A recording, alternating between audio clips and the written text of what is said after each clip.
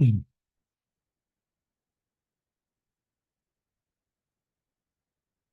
Hola, buenos días. ¿Se escucha bien? Bueno, así dice. Sí, se Em, escucha, Ricardo. Gracias. Bueno, la charla de hoy día se trata de un tema que viene de los años 90, que trata de la inteligencia espiritual, que la creó, el concepto lo creó un señor que se llama Ben Dover y otro señor que se llama Francis Torralba, que tiene un libro que se llama Inteligencia Espiritual. Y la charla se titula La inteligencia espiritual en la filosofía de Rosacruz. Las referencias son Proverbios 18:15, el libro El concepto Rosacruz del Cosmos, el libro La inteligencia espiritual de Francis Torrealba y la web escielo.org. Dice lo siguiente: la obra del hombre en el mundo celeste no está confinada únicamente a la alteración de la superficie de la Tierra, que será el campo de acción de sus futuras luchas para dominar el mundo físico. Está también ocupado muy activamente en aprender a construir un cuerpo que sea un medio mejor de expresión. El destino del hombre es convertirse en una inteligencia creadora y está haciendo su aprendizaje para conseguirlo durante todo este tiempo. Durante su vida celeste, está aprendiendo a construir toda clase de cuerpos, el humano inclusive. La necesidad ya mencionada de obtener organismos de naturaleza específica trae a la mente una frase muy interesante de las leyes del renacimiento y de consecuencia. Estas leyes son y están relacionadas con el movimiento de los cuerpos cósmicos, el Sol, los planetas y los signos del zodiaco. Todos se mueven en armonía con esas leyes, guiados en sus órbitas por sus inteligencias espirituales internas, es decir, los espíritus planetarios. Las grandes inteligencias espirituales denominadas espíritus planetarios que guían estas evoluciones se llaman los siete espíritus que se encuentran ante el trono. Son sus ministros presidiendo cada uno un departamento del reino de Dios, que es nuestro sistema solar. El Sol también es un campo de evolución de los más elevados seres de nuestro cosmos. Únicamente ellos pueden soportar y progresar en aquellas tan terribles vibraciones solares. Y lo mismo es cierto en esos seres poco desarrollados al principio de la manifestación. Tienen que esperar hasta que los más desarrollados hayan creado las condiciones necesarias para ello. Cuanto más inferior es el grado de inteligencia de un ser evolucionante, tanto más depende de la ayuda externa. La inteligencia espiritual en el hombre, la cordialidad, el calor humano, la amabilidad, la cercanía, la familiaridad, la capacidad de manejar bien los sentimientos, la empatía, el saber resolver conflictos resolutivamente, plantearse la pregunta por el sentido último de las cosas, conducir la conducta desde los valores, esas cualidades por todos deseadas por nosotros mismos. Y los demás son elementos de lo que entendemos por inteligencia espiritual. Pero no solo la capacidad de silencio, de asombro y admiración, de contemplar y de discernir, de profundidad y de trascender, de conciencia de lo sagrado y de comportamientos virtuosos como el perdón, la gratitud, la humildad o la compasión, son elementos propios de lo que entendemos por inteligencia espiritual. Todos estos aspectos reflejan sabiduría del corazón, de ese corazón que tiene razones que a veces la razón no entiende y que tan importantes son para el ámbito educativo. La formación del corazón constituye un reto universal para humanizar el desarrollo y el crecimiento de cada persona. Aquella propuesta dirigida a quien cuidaba la fragilidad de la enfermedad es de rabiosa actualidad para los ámbitos educativos. Hoy diríamos, yo diría, más el corazón en el aula, más educación para el corazón, más espacio al mundo para los sentimientos, más educación emocional, más acompañamiento en la intimidad, más promoción de la reflexión, más cultivo de la dimensión trascendente, más reclamo de las virtudes y de la solidaridad y el perdón, más inteligencia emocional y espiritual. Educar el corazón, educar el espíritu. Sí, el corazón es un espíritu, es educable. Una persona puede aprender a ser cordial, a ser dueño de sus sentimientos, a conocerse a sí mismo, a controlar la reactividad de los sentimientos negativos, a ponerse en el lugar de los demás, a manejar con autoridad los conflictos, a contemplar, a perdonar, a trascender, a construir una vida moral y trascendente de manera personal. En la tradición bíblica, así como en la poesía griega, el corazón es el que regula las acciones. En él se asienta la vida psíquica de la persona. así como la vida afectiva, y a él se le atribuye la alegría, la tristeza, el valor, el desánimo, la emoción, el odio. El corazón es el asiento de la vida intelectual, es decir, es inteligente, dispone de ideas, puede ser necio y perezoso, ciego y obcecado, y es también el centro de la vida moral, del discernimiento de lo bueno y de lo malo. En efecto, en hebreo el corazón es concebido mucho más como la sede de los afectos. Contiene también los recuerdos y los pensamientos, los proyectos y las decisiones. Se puede tener anchura de corazón, una visión amplia e inteligente, o también un corazón endurecido y poco atento a las necesidades de los demás.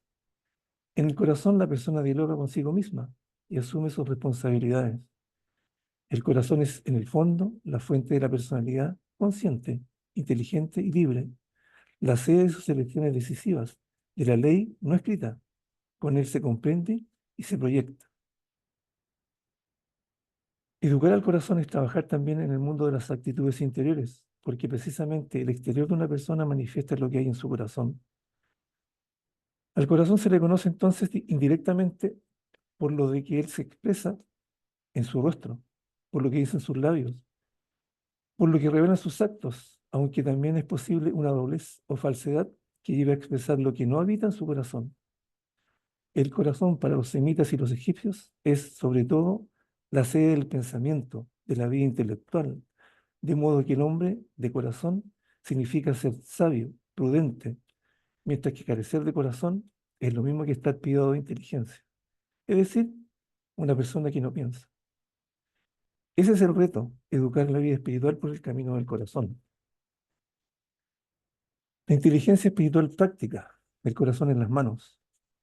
Podría pensarse que educar esa inteligencia emocional consiste en introducir prácticas religiosas en el ámbito de la enseñanza. Obviamente, estas pueden contribuir, pero es sabido que la dimensión espiritual no se reduce a ninguna religión. Es propio de la dimensión espiritual la capacidad de trascender el mundo de los valores, la capacidad de plantearse las preguntas por el sentido último de las cosas, el reconocimiento de la dimensión mística de la vida. Por tanto, educar en inteligencia emocional aporta a acompañar procesos de descubrimiento de nuestra propia naturaleza espiritual y ayudar a traducirlo en la práctica. Es poner el corazón en las manos. La riqueza del significado del corazón en ámbitos culturales de lo que somos herederos nos podría llevar a tomar conciencia de las posibilidades de ser significativas, cordiales en las relaciones interpersonales. Cordialidad, espiritualidad y profesionalidad. Puede que en el imaginario cultural exista la idea de cordialidad y en lo profesional son algo opuesto. Y para ser un buen profesional en cualquier ámbito, hay que mantenerse frío, distante, serio y riguroso en las relaciones. De lo contrario, seríamos blandos, tolerantes y no exigiríamos el cumplimiento de las normas y nos podrían tomar poco seriamente. Puede que en el imaginario cultural la dimensión espiritual quede relegada a lo privado y reducida a lo religioso y por lo tanto opcional, como si la afabilidad y la blandura, la afectividad claramente manifestada, el interés por la persona entera y no solo por los datos, la capacidad de perdonar y de tomar decisiones en base a valores, el arte de trascender que los sentidos ven, disminuyeran la capacidad de procesar con rigor la información que a la ciencia les permite develar la verdad y procesarla adecuadamente. Parecería que es poco profesional ser afectuoso y hablar de espiritualidad. Si técnica y humanidad, ciencia y afecto, inteligencia electiva e inteligencia espiritual estuvieran reñidas, la humanidad no existiría. El animal no se habría humanizado. Lo que sostiene a la humanidad no es otra cosa que el corazón interesado por el otro, particularmente por el otro vulnerable. En todo caso, de que cuando nos mostramos afectuosos en el trato, cuando nos interesamos por la vida del espíritu, la vida interior y su reflejo externo, sea porque tenemos miedo a ser malinterpretados y nos refugiamos entonces en la frialdad, en la limitación del interés por los datos, por la ley, por la norma, no tanto de manera malintencionada, sino por los propios límites de la dificultad de manejar los propios sentimientos, los propios valores y las convicciones más hondas. Un buen reto para trabajar la inteligencia espiritual de que cada vez se habla más es formarse en el ámbito de la comunicación y las relaciones. En efecto, los ingredientes de la inteligencia son el autoconocimiento, el autocontrol emocional, la capacidad de automotivarse, la empatía y el manejo de las habilidades sociales.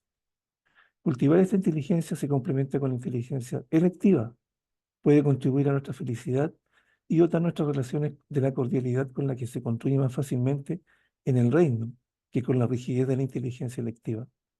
Este camino permitirá dar el paso a la educación en la inteligencia espiritual, en capacidad de mirar con los ojos del corazón, trabajar por ser feliz tomando decisiones ponderadas y razonadas, cultivando los valores más genuinamente humanos, humanizar nuestras relaciones, poner más corazón en la mente, en el modo de pensar, así como en el modo de hacer, constituye una propuesta humanizadora. Pudiera parecer que hablar de inteligencia espiritual fuera un camino deshumanizador teórico. Hablar de inteligencia espiritual es hablar de la humanización. No hay nada más genuinamente humano que la dimensión espiritual. Es lo que nos distingue del resto de los seres vivos. Por eso, educarnos en la inteligencia espiritual, para nosotros los cristianos, significa humanizar. Y humanizar no pretende ser más otra cosa que el deseo de evangelizar cuanto tiene que ver con la vida, especialmente cuando ésta se encuentra en su vulnerabilidad y requiere de la expertise y de la solidaridad de los demás. Humanizar no pretende ser otra cosa que salir al paso de la lamentación universal de la cultura, de los pueblos, de la política, de la sociedad, de la educación y de los diferentes ámbitos de la vida. Porque la deshumanización es justamente la pérdida de la dimensión espiritual de nosotros. La lamentación por la deshumanización es universal, pero también lo es el reclamo de una sociedad más humana.